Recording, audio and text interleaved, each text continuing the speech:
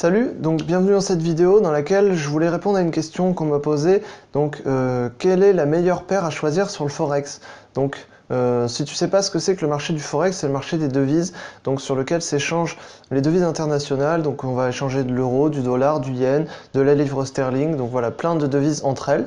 Et quelle est la meilleure paire à choisir quand on travaille sur le Forex? Donc, pour faire du trading sur le Forex, il faut du mouvement. Donc, puisque le principe, ça va être de prendre des positions à l'achat ou à la vente pour tirer profit des mouvements de prix. Mais s'il n'y a pas de mouvement sur la paire, comment on fait? Si on suit une paire tout le temps et qu'il n'y a pas de mouvement dessus, comment on fait? Tout simplement, il faut choisir les bonnes paires. Donc les paires qui vont bouger un maximum, sur lesquelles on va pouvoir gagner le plus d'argent. Donc quelles sont ces paires? Déjà, ça va correspondre à l'horaire à laquelle tu vas trader, puisque si tu vas trader aux bourses européennes, par exemple aux horaires de bourse européennes, donc tu vas principalement te diriger sur les paires qui possèdent des devises européennes, donc principalement l'euro, puisqu'en Europe, voilà, il y a surtout l'euro et la livre sterling qui vont être importantes, donc tu vas te diriger vers les paires où il y a l'euro et la livre sterling. Donc typiquement, l'euro GBP, donc l'euro face à la livre sterling, ça va bouger pas mal au niveau de la session européenne. Pareil, session américaine, dollar canadien, dollar américain, ça va bouger pas mal. Session asiatique, ça va bouger pas mal sur le yen japonais, sur le dollar australien, le dollar néo-zélandais. Voilà, c'est principalement les paires qu'on va échanger. Bien sûr, il y a d'autres paires, hein. Les paires sont catégorisées donc en trois parties. Donc il y a les paires majeures, les paires mineures et les paires exotiques. Donc voilà, je ne vais pas rentrer en détail trop dans cette vidéo. Mais voilà, il faut du mouvement. Donc le mouvement, on va les trouver sur la catégorie des paires majeures. Donc les paires majeures, ça va être les paires à suivre principalement, puisque c'est les paires qui vont influencer toutes les autres paires. Donc les paires majeures, voilà, il n'y en a pas 40 000. Il va y avoir l'euro-dollar, le dollar face au yen et le dollar face à la livre sterling. Ça va être les trois paires majeures vraiment qu'il va falloir suivre régulièrement. Donc déjà, tu suis ces trois paires-là. La plupart du temps, tu auras du mouvement, parce que c'est des paires qui sont assez échangées quand même. Donc il y aura quand même du mouvement. Après, c'est vrai que des fois, ça peut rester mou. Ensuite, du coup, à part les paires majeures, on peut utiliser les paires qui correspondent à notre monnaie. Puisque quand on va investir sur une paire, donc admettons, moi j'ai un compte en euros, je vais investir sur une paire, par exemple la paire dollar face au yen japonais. Oui, mais si cette paire va monter, du coup, le dollar va monter face au yen japonais. D'accord, mais moi j'ai un compte en euros, donc comment je fais? Tout simplement, j'investis sur la paire dollar-yen japonais et je vais subir les frais de change de la paire euro-dollar. Puisque j'ai un compte en euros, vu que j'ai investi sur la paire dollar face au yen, je vais investir en dollars et donc du coup je vais subir la paire euro face au dollar. Donc quand j'investis sur une paire et que la paire de mon compte n'est pas présente, ça fait comme si j'investissais sur deux paires, puisque du coup je subis les frais de change, sauf que les frais de change vont varier au fur et à mesure que l'autre paire va bouger. Donc du coup c'est vrai que c'est un peu moins intéressant les paires qui vont pas être dans notre devise principale. Donc voilà, ça reste toujours intéressant, on peut quand même profiter des mouvements, mais c'est vrai que ça reste un petit peu moins intéressant, un peu plus risqué, puisqu'on va quand même subir des frais de change. Donc voilà, ça c'est un petit inconvénient, mais bon, c'est pas grand chose quand même, c'est pas très grave.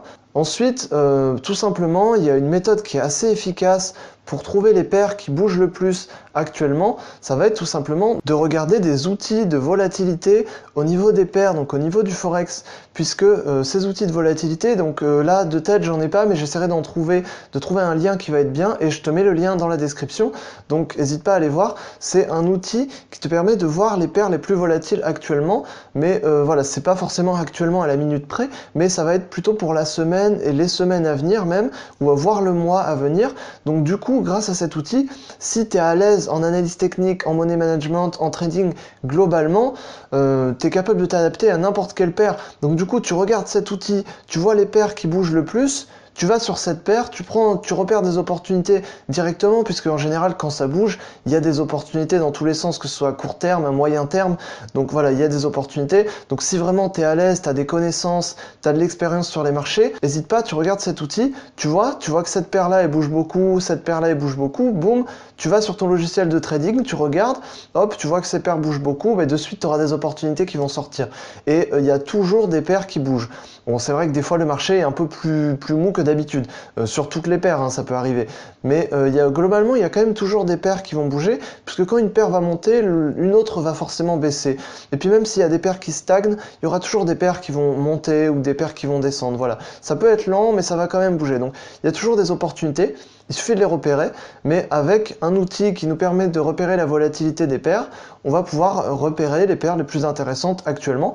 Donc voilà, c'est un outil simple, basique que je voulais partager, mais qui permet de repérer des opportunités. Donc si on est un peu à court, qu'on suit 2-3 paires tout le temps, mais qu'on n'a pas trop d'opportunités, bah voilà, c'est un bon outil tout simplement. Ensuite, je voulais juste faire une petite parenthèse, puisque par contre, si on débute, je ne conseille pas trop d'utiliser ce genre d'outil, puisque ça va être adapté donc plutôt pour les gens qui sont expérimentés, qui sont capables de s'adapter à n'importe quelle paire, puisque les mouvements vont être différents et l'analyse technique va être aussi un peu différente suivant les paires. Il y a des paires qui sont plus propres que d'autres et il y a des paires qui réagissent suivant voilà, des éléments différents, donc du contexte fondamental. Voilà, donc il faut déjà être à l'aise pour pouvoir passer d'une paire à une autre comme ça.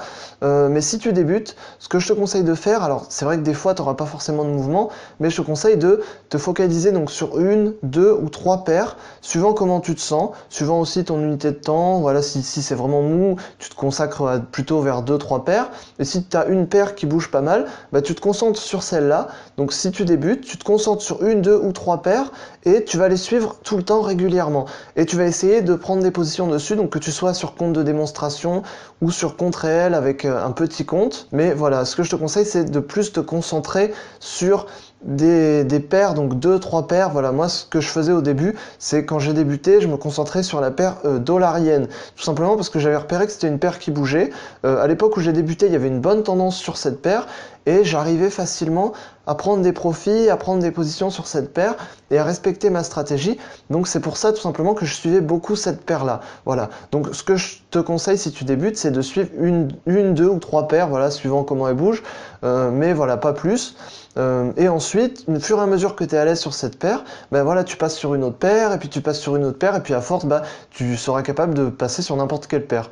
Voilà. En revanche, si tu es un peu expérimenté, bah, comme j'ai dit avant, tu peux passer sur n'importe quelle paire, tu es capable de te débrouiller. Voilà, donc de toute façon, c'est l'objectif.